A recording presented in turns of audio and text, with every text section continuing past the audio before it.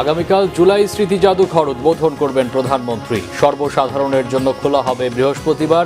নির্মাণে দুর্নীতি হলে ব্যবস্থার আশ্বাস সংস্কৃতি বিষয়ক মন্ত্রী। আদালতের নিষেধাজ্ঞা থাকায় পলাতক শেখ হাসিনার বক্তব্য আগাম জানিয়ে প্রচার করলে আইন অনুযায়ী ব্যবস্থা নেবে সরকার, জানিয়েছেন তথ্য ও সম্প্রচার উপদেষ্টা। জুলাইকে ভুলিয়ে দেওয়ার পরিকল্পনা হলে দেশবাসীকে নিয়ে সবকিছু তছনছ করে দেওয়ার হুঁশিয়ারি জামাত আমিরের। জগন্নাথ বিশ্ববিদ্যালয় ও আলিয়া মাদ্রাসায় ছাত্রদল শিবির সংঘর্ষ, আহত অনেকে। গত রাতের সংঘর্ষের পর রংপুরে আবু সায়েদ চত্বরে পাল্টাপাল্টি কর্মসূচির ডাক দুই সংগঠনের। তীব্র গ্যাস সংকটে ঢাকায় পাম্পগুলোতে দীর্ঘ লাইন। চট্টগ্রামে গ্যাসের জন্য হাহাকার। সিএনজি অটোরিকশার বাড়তি ভাড়ায় পেরেশান মানুষ। দেখছিলেন সংবাদ শিরোনাম, এবার বিস্তারিত সংবাদ।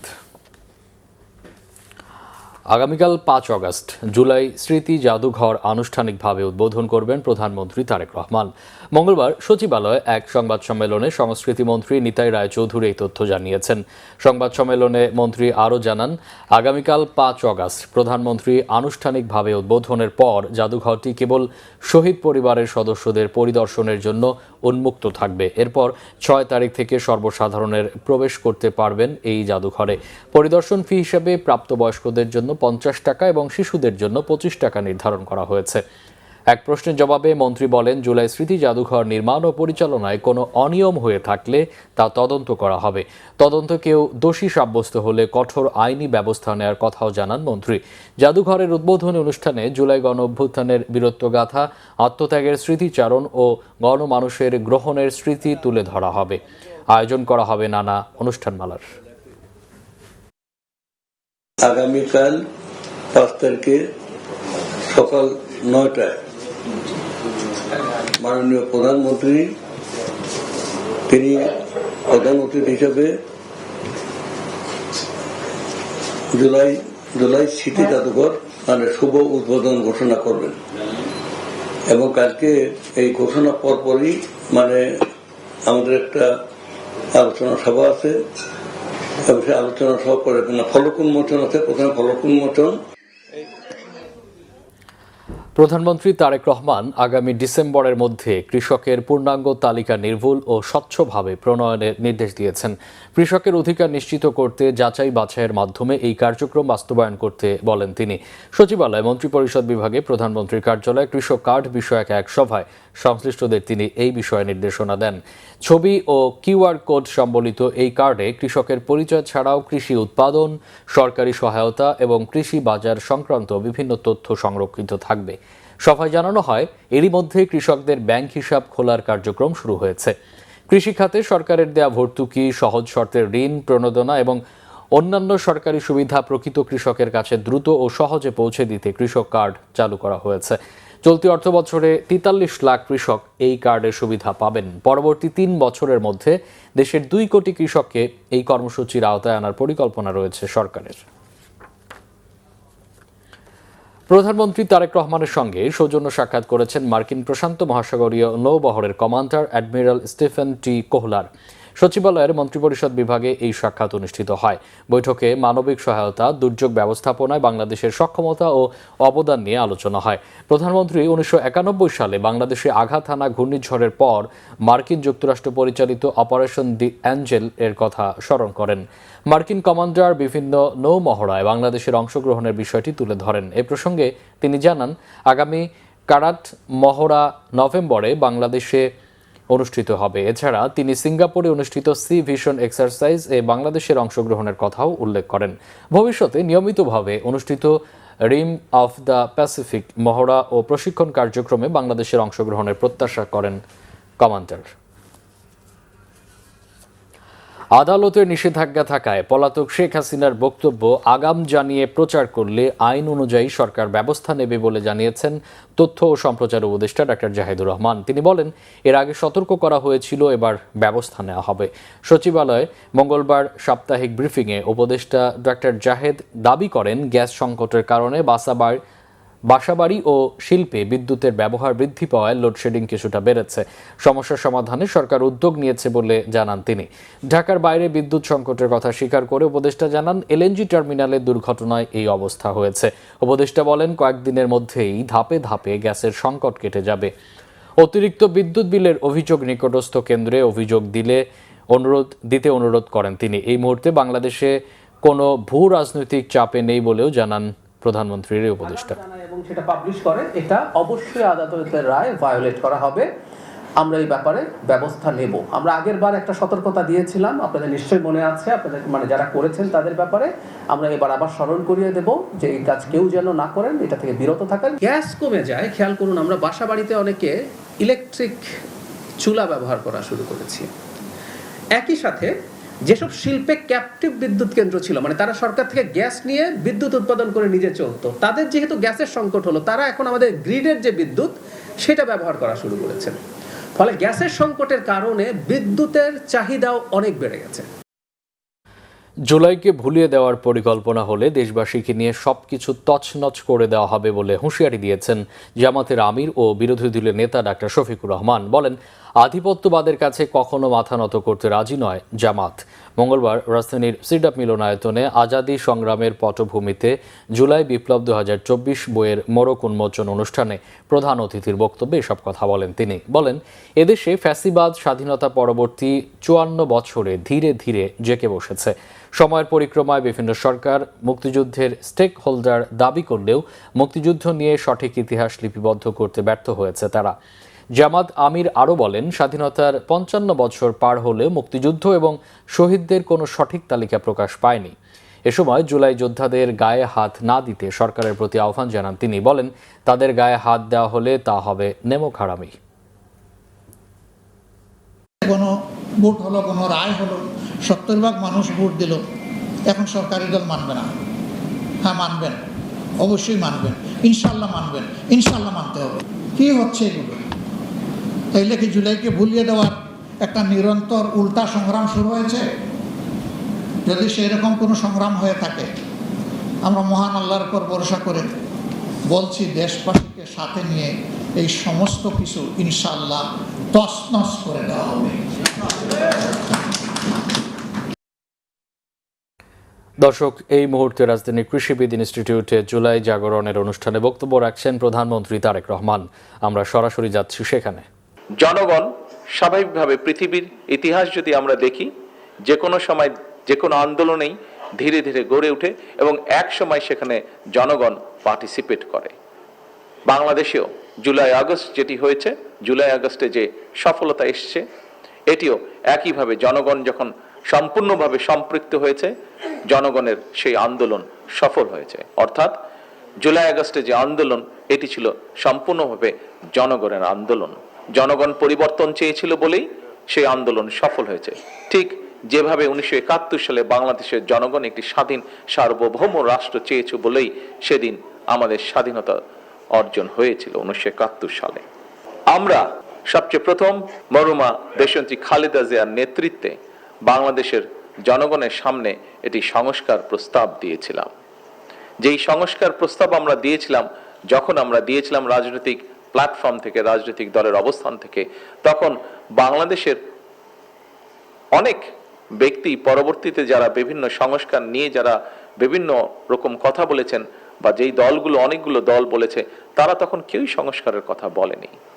পরবর্তীতে এই ঘটনাগুলো সাকি সাহেব ওনার বক্তব্যে তুলে ধরেছেন। পর্যায়ক্রমিকভাবে সেই সংস্কার প্রস্তাব নিয়ে আমরা আমাদের রাজপথের সঙ্গী যারা ছিলেন, বহু রাজনৈতিক দলের সাথে আমরা আলোচনা করেছি এবং পর্যায়ক্রমিকভাবে সেটি 31 দফায় পরিণত হয়েছে এবং সে 31 দফা আমরা আনুষ্ঠানিকভাবে জনগণের সামনে উপস্থাপন করেছি। জুলাই জাগরণ অনুষ্ঠানে বক্তব্য রাখছেন প্রধানমন্ত্রী তারেক রহমান। এতক্ষণ আমরা রাজধানীর কৃষিবিদ ইনস্টিটিউট থেকে সরাসরি ছিলাম সেখানে। সরকারি ঢাকা আলিয়া মাদ্রাসায় জাতীয়তাবাদী ছাত্রদল ও ইসলামী ছাত্র শিবিরের মধ্যে সংঘর্ষ চলছে। এর আগে সংঘর্ষ হয়েছে জগন্নাথ বিশ্ববিদ্যালয়ে। জবি ছাত্রদল ও ছাত্র শিবিরের নেতাকর্মীদের মধ্যে সংঘর্ষের পর সেখানে পরিস্থিতি এখন স্বাভাবিক। দুপুরের দিকে ক্যাম্পাসের বিভিন্ন সমস্যা সম্বলিত প্ল্যাকার্ড নিয়ে শিবিরের একদল নেতাকর্মী জগন্নাথ বিশ্ববিদ্যালয়ের একটি অনুষ্ঠানে ঢোকার চেষ্টা করলে সংঘর্ষের সূত্রপাত হয়। এ ঘটনায় জবি ছাত্র শিবিরের সভাপতি মোহাম্মদ আব্দুল আলিম আরিফ ও জবি ছাত্রদলের আহ্বায়ক কমিটির সদস্য ইয়াসিন সাইফ সহ বেশ কয়েকজন আহত হয়েছেন। প্রত্যক্ষদর্শীরা জানান, বেলা 11:15টার দিকে বিশ্ববিদ্যালয় মঞ্জুরি কমিশনের ইউজিসি চেয়ারম্যান বিশ্ববিদ্যালয়ের কেন্দ্রীয় মিলনায়তনে একটি অনুষ্ঠানে যোগ দিতে পৌঁছালে এই সংঘর্ষের সূত্রপাত হয়। তারা আরও জানান, সংঘর্ষের পর ছাত্রদলের নেতাকর্মীরা শিবির সদস্যদের ক্যাম্পাস থেকে তাড়িয়ে দেন এবং সেখানে অবস্থান কর্মসূচি পালন করেন। সংঘর্ষের পর ক্যাম্পাস ও এর আশপাশের পরিস্থিতি এখন শান্ত রয়েছে। গতকাল রংপুরের বেগম রোকেয়া বিশ্ববিদ্যালয়ে জুলাই গণঅভ্যুত্থান দিবস প্রদর্শনীতে একটি ব্যানার প্রদর্শনকে কেন্দ্র করে জাতীয়তাবাদী ছাত্রদল ও ইসলামী ছাত্র শিবিরের মধ্যে সংঘর্ষে অন্তত 7 জন আহত হন। ইসলামী ছাত্র শিবির ও ছাত্রদলের মধ্যে সংঘর্ষের পর রংপুরের বেগম রোকেয়া বিশ্ববিদ্যালয় ক্যাম্পাসে শান্তি শৃঙ্খলা বজায় রাখতে দর্শনার্থী সহ সব ধরনের যানবাহন প্রবেশে নিষেধাজ্ঞা জারি করেছে প্রশাসন। ঘটনা খতিয়ে দেখতে কাজ শুরু করেছে বিশ্ববিদ্যালয় প্রশাসনের 5 সদস্যের তদন্ত কমিটি। এ বিষয়ে জারি করা বিজ্ঞপ্তিতে জানানো হয়েছে, 4 আগস্ট থেকে ক্যাম্পাসে অতিথি বা দর্শনার্থী, bicycle, motorcycle, auto rickshaw, private car সহ সব ধরনের যানবাহন প্রবেশ নিষিদ্ধ। পরবর্তী নির্দেশনা না দেওয়া পর্যন্ত এই সিদ্ধান্ত কার্যকর থাকবে। ক্যাম্পাসের শান্তি শৃঙ্খলা বজায় রাখতে সকলের সহযোগিতা চাওয়া হয়েছে। এর আগে গতকাল সোমবার রাতে বেগম রোকেয়া বিশ্ববিদ্যালয়ের ছাত্র শিবির ও ছাত্রদলের মধ্যে দফায় দফায় সংঘর্ষ হয়। এতে অন্তত 25 শিক্ষার্থী আহত হন। তাদের মধ্যে গুরুতর অবস্থায় 5 জন রংপুর মেডিকেলে চিকিৎসাধীন অবস্থায় আছেন। ঘটনার প্রতিবাদে ক্যাম্পাসের সামনে আবু সাইদ চত্বরে পাল্টাপাল্টি কর্মসূচি ডেকেছে 2 সংগঠন। রাজধানীতে গ্যাস সংকট চলছেই। ফিলিং স্টেশনে গাড়ির দীর্ঘ লাইন, বন্ধ রয়েছে কয়েকটা। রাজধানীর বিভিন্ন গ্যাস পাম্প ঘুরে দেখা যায় সিএনজি ও গ্যাস চালিত যানবাহনের দীর্ঘ লাইন। এতে বিপাকে পড়েছেন সিএনজি ও গ্যাস চালিত যানবাহনের চালকরা। ঘন্টার পর ঘন্টা লাইনে অপেক্ষা করেও মিলছে না কাঙ্ক্ষিত গ্যাস, ফলে আগের তুলনায় কমেছে আয় রোজগার। এদিকে সংসারের হিসাব মেলাতে হিমশিম খাচ্ছে স্বল্প আয়ের মানুষ। দাম বাড়িয়ে সংকট নিরসনের দাবি অনেকেরই। অন্যদিকে পাম্প কর্তৃপক্ষ বলছে, গ্যাসের চাপ কম থাকায় এই সমস্যার সম্মুখীন হচ্ছেন তারা। চট্টগ্রামে 1 সপ্তাহ ধরে গ্যাস ও বিদ্যুৎ সংকট চরমে উঠেছে। সিএনজি চালকদের বাড়তি ভাড়ার চাপে নাগরিকদের দুর্ভোগ বেড়েছে দ্বিগুণ। কলকারখানায় উৎপাদনও কমে গেছে। মানুষের মধ্যে হাহাকার। এই সুযোগে 1.5 গুণ বাড়তি ভাড়া আদায় করছে সিএনজি অটোরিকশা চালকরা। ঢাকায় গ্যাস সরবরাহ কিছুটা বাড়ানোর কারণে চট্টগ্রামের সংকট আরও প্রকট হয়েছে। মহেশখালীতে ভাসমান টার্মিনাল ঠিক না হওয়া পর্যন্ত পরিস্থিতি এমন থাকবে বলে Karnaphuli gas distribution company limited KGDCL জানিয়েছে। আমদানি করা এলএনজি নির্ভর হওয়ায় চট্টগ্রামে বিকল্প কোনো উৎস থেকেও গ্যাস পাওয়া যাচ্ছে না। গ্যাস সরবরাহ 200 মিলিয়ন ঘনফুট, যা চাহিদার প্রায় 50% নেমে আসায় মহানগরীর বিভিন্ন এলাকায় গ্যাস সংকট তীব্র হয়েছে। মহানগরীর বিভিন্ন এলাকায় গ্যাস না থাকায় অনেকে বাইরের খাবার কিনে খাচ্ছেন। পিডিবি জানিয়েছে, চট্টগ্রামে লোডশেডিং হচ্ছে 65 মেগাওয়াট। সোমবার চট্টগ্রামে বিদ্যুতের চাহিদা ছিল 1353 মেগাওয়াট, সরবরাহ করা হয় 1288 মেগাওয়াট। অবশেষে সমন্বিত প্রচেষ্টায় উদ্ধার করা হলো কন্টেইনার জাহাজ সিএনসি ইউরেনাস। পরে নিরাপদে নোঙর করা হয়েছে ব্রাভো অ্যাঙ্করেজে। দেশের প্রধান সামুদ্রিক বন্দরের কার্যক্রম স্বাভাবিক রয়েছে। চট্টগ্রাম বন্দর কর্তৃপক্ষ ছাড়াও এতে সহযোগিতা করেছে বাংলাদেশ নৌবাহিনী এবং বাংলাদেশ কোস্ট গার্ড। সোমবার দুপুরে কর্ণফুলী চ্যানেল দিয়ে বন্দর জেটিতে আনার সময় কন্টেইনারবাহী জাহাজ এমভি সিএনসি ইউরেনাস মোহনার 2 নম্বর লাল বয়ার সঙ্গে ধাক্কা খেয়ে রিটেইনিং ওয়ালে আটকে যায়। জাহাজটি নিরাপদে সরিয়ে নিতে বন্দরের শক্তিশালী 3টি টাগবোট ও নৌবাহিনী ও টানেল কর্তৃপক্ষের 2টি টাগবোট রাতভর কাজ করে। এই উদ্ধার অভিযান চলাকালে বন্দর চ্যানেলটি সম্পূর্ণ নিরাপদ ও নৌ চলাচলের উপযোগী ছিল। এই ঘটনায় কোনো হতাহতের ঘটনা ঘটেনি। এই চ্যালেঞ্জিং অভিযানে অসাধারণ পেশাদারিত্ব, সাহসিকতা এবং নিষ্ঠার পরিচয় দেয় চট্টগ্রাম বন্দর কর্তৃপক্ষ।